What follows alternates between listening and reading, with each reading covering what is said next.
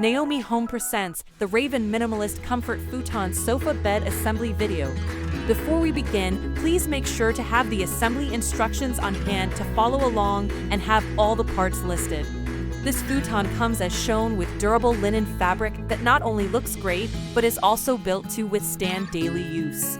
To get started, install the left sofa base into the right sofa base by connecting the buckles.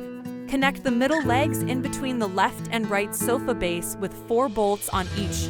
Now place 2 side legs onto the left chair base. Use 3 bolts on each to secure them in place.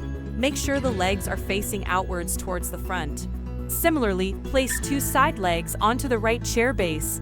Use 3 bolts on each to secure them in place. Again, make sure the legs are facing outwards towards the front.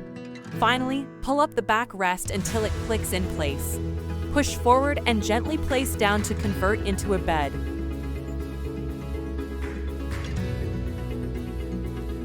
And there you have it, your Raven Minimalist Comfort Futon Sofa Bed is complete and ready for use.